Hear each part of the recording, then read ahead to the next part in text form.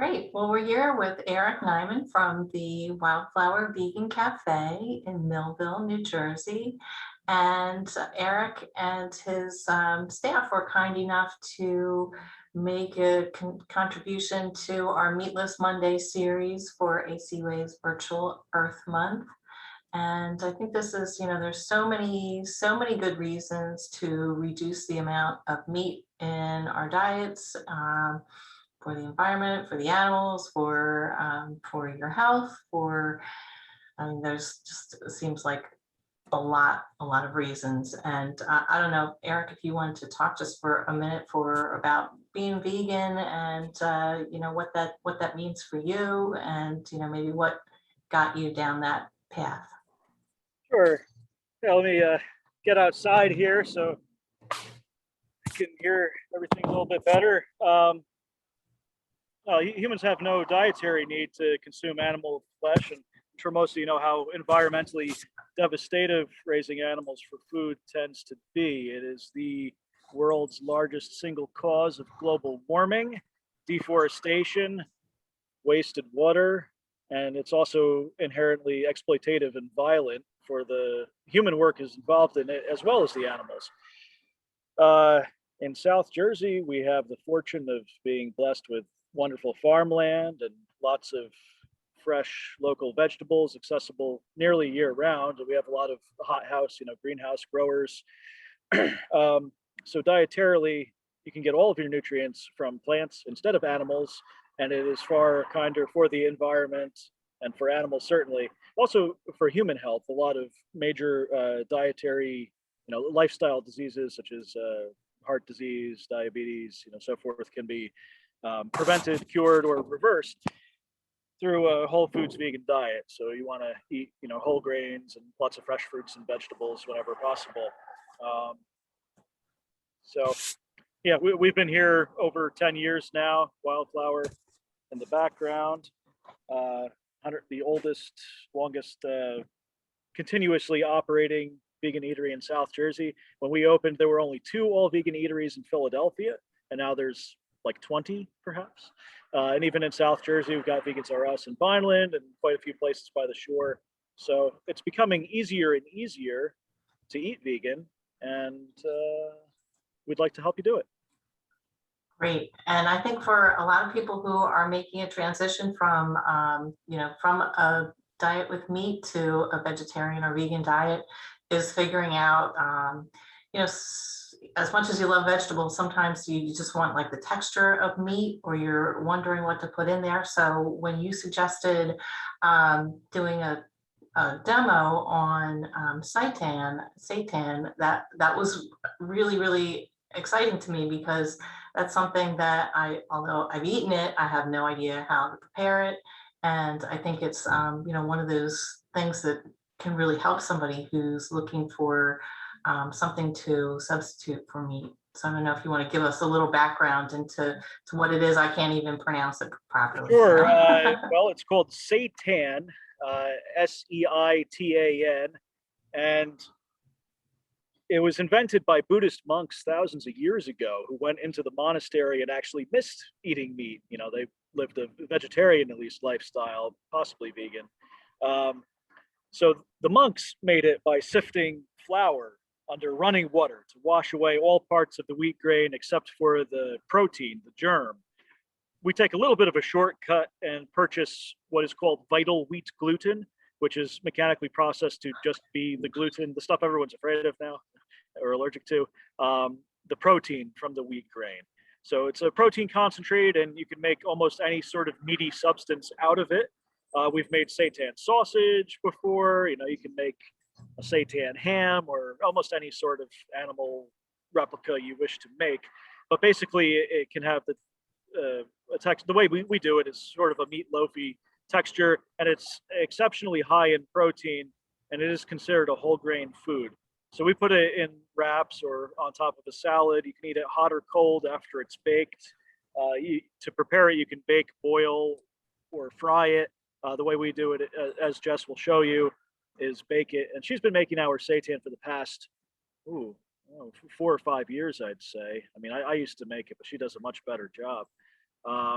So when we get to the video, that'll be the demonstration on seitan. But I mean, with the vegan diet, the main thing is to get enough calories. So, if you're just cutting a lot of things out of your diet and not replacing them with anything, that could be a problem. You may find yourself hungry and, have low energy if you're not eating enough and not eating enough of the right foods. So if you're just eating vegetables, it would take an awful lot of vegetables. You really want, the beans and legumes and, chickpeas, lentils, beans. Those are concentrated sources of protein and fiber.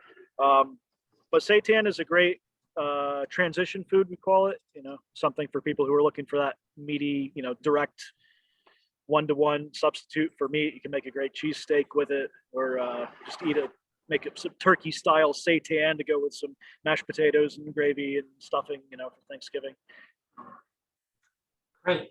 All right, so let's just cut to the chase. We have a video from Chef Jess, and I'm pasting the link right in the chat. So let's see if you can see that. So there should be a link that you can click right onto. That takes you to the video. We're doing that because it's a little easier you get a little better quality if you're viewing the video directly rather than, having it streamed through the Zoom. So we're. Wildflower Vegan Café, which is located. So I'm gonna, we'll close ourselves, or mute ourselves now, and we'll come back in about 19 or 20 minutes, let's say 20 minutes at 5 after 4, and then we'll take any questions then, okay? So so now click on the link and enjoy. So Amy, should we stay logged into this program, into the Zoom, or? You can, yes. Okay. Yeah. We'll see you in 20 minutes. So I thought someone had typed a question before. I can't find it right now. Yeah. The question was, well, there was a comment. Somebody had a wrap at Wildflower, and it was really delicious. And the question was, what are some different flavors to incorporate with seitan? And that's something that I think Jess got into a little bit in the talk. Yeah, but really any kind of flavor you can, we used to dump, cups of smoked paprika into it, fennel will make it sausagey, garlic, onion, cumin are usual go-tos. Look up how any meaty product is seasoned and use similar herbs. If you're using dry herbs or spices, you can put almost unlimited quantities into it.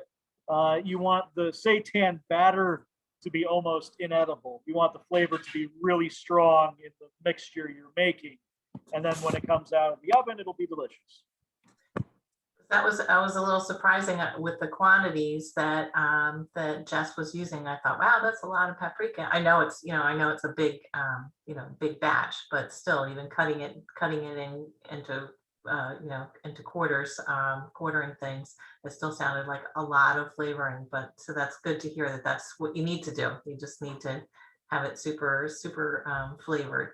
Yeah, and well, that's how we do it, at least. I mean, there's plenty of places that make bland seitan, and that's okay too. Then you have the sauce doing the flavor. But I just mentioned you doing it on the stove top. I just want to show you what kind of piece of equipment I would use for that. So if you get a steamer, something like this that nests into another one, and then there's a clear lid. I guess we're using it, so I'm not going to look too hard for it. But a steamer basket that holds water on the bottom, and then you have some holes, and there's a lid. That's where, if you do it on the stovetop, what she was talking about, not just put it in the pan. You want to use the a steamer. So does that give it a different texture, or is it? Yes, I would say if you steam your seitan, it will be more tender and juicy and almost like fluffier, squishier perhaps. But the perk to doing the steam method as opposed to baking it is I feel like it's got a little bit more room for error. If you over steam it, I don't think much is going to happen to it. Whereas if you over bake it, you can get a really hard, almost inedible crust. It'll burn in the oven, but in the steamer, if you let it go a little bit longer, it should be more tolerant. So I was curious with the foil. I know it just said after 1 hour, the whole thing gets flipped. And is there any issue with it sticking to the foil? There can be. The trick to getting it out of the foil is to wait a little bit. If you take it right out of the oven and try to rip the foil off, you often take the top layer of the seitan off with you. And if you just wait a couple minutes, gently peel it diagonally, it should come right off. So if it's sticking, just give it a little bit more time to cool down. All right, and then I guess it could get crumbled or chopped or however you want to use it. Yeah, you could grab it with your hands, or usually we cut it into slabs about 1/2 inch thick by maybe 4 inches. But what I would do to cut it is take it out of the foil, place it on a cutting board, and then cut it.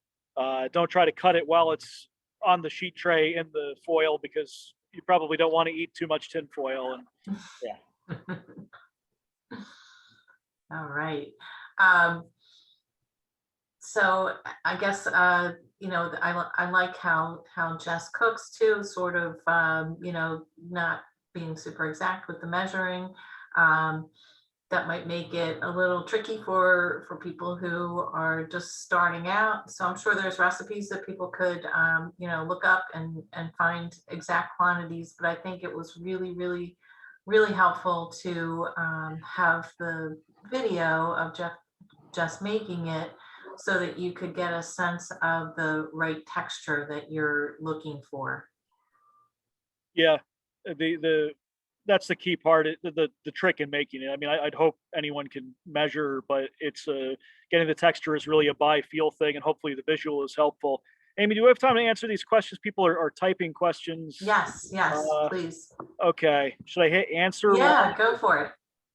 Okay, sorry folks, I haven't used this before. Answer live. Okay. How long? Adina asks, how long does the uncooked mixture keep? I don't have a real strong answer for that. We generally try to get it into the oven as soon as possible after it is mixed.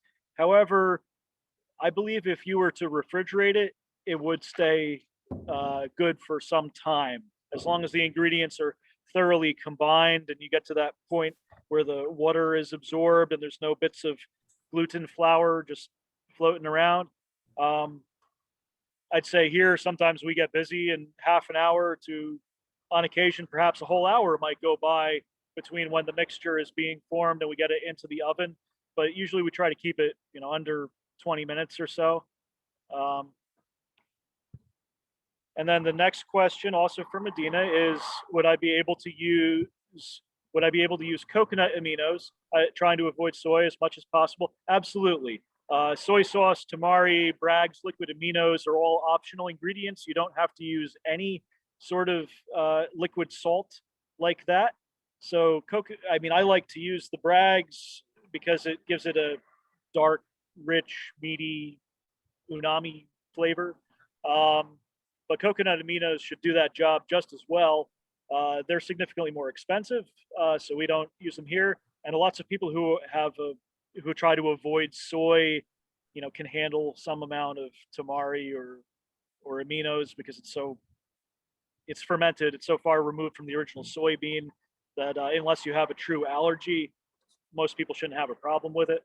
But soy is so thoroughly demonized in the media these days. If you have a sensitivity to it, by all means, use the coconut. Next question from Medina: can you use parchment paper instead of foil? I would say no on this, and I think I know where you're coming from.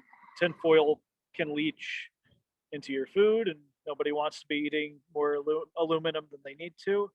Um, However, if you were to try to wrap this in parchment paper, you'd maybe have to use some sort of adhesive or twine, tape. But the reason we use the tin foil is because it really can encapsulate the seitan and hold the moisture. If you don't have it wrapped thoroughly, well, the water is going to cook out of it and you'll be left with a cracker effectively. So if you experiment with parchment and are successful, please share that, because I'm sure that would be a preferable method. We go through a lot of aluminum foil making seitan, and we use the natural, the non-quinolone or whatever the chemical is. We use the bag craft, like unbleached wax parchment for pretty much all of our other baking. But for the seitan, the tinfoil seems to be what works. I've heard of people boiling seitan without using foil, and my experience, that results in sort of a sawdusty texture. So it can be done, but we've found tinfoil works best. And from Shelley, what are some of the menu items that uses the seitan that chef made? Well, here at Wildflower, we put the seitan in wraps. So that's our mainstay. We're a casual lunch place. We sell a lot of wraps and salads. So the seitan we make typically goes in a wrap or on a salad. Except for special occasions, like around holidays, we might make a seitan roast, like Jess was talking about for Thanksgiving. She made the steamed turkey style seitan. One of the girls who used to work here made I think for Christmas or Thanksgiving, another like a seitan loaf, like a personal little one. So you can definitely scale down and do that, and serve it like a slab of meat. When we do those holiday roasts, they're eaten, like a tofurkey. Like you can get a tofurkey roast at ShopRite around the holidays. If you spend $400 on your ShopRite thing, they don't advertise it, but they'll give you a nice tofurkey that you can roast, which is basically seitan. I think tofurkey uses soy and wheat, and seitan doesn't have to use soy. So yeah, in terms of menu items, I mean, the best bacon I've ever had was seitan-based bacon that we made here years ago. 2 separate loaves, a red loaf and a white loaf, marbled. We used a big old speaker to press it for a while before we baked it. Throw it in the pan, fry it up with a little splash of tamari, and it smells and looks awfully bacon-like, and the taste is phenomenal. I don't know if the texture's quite the same, but seitan bacon can be absolutely delicious, for a breakfast item or as a BLT. So yeah, holiday roasts, bacon, and just really any kind of meat. I mean, one of the guys who used to work here would make like cold cuts from it.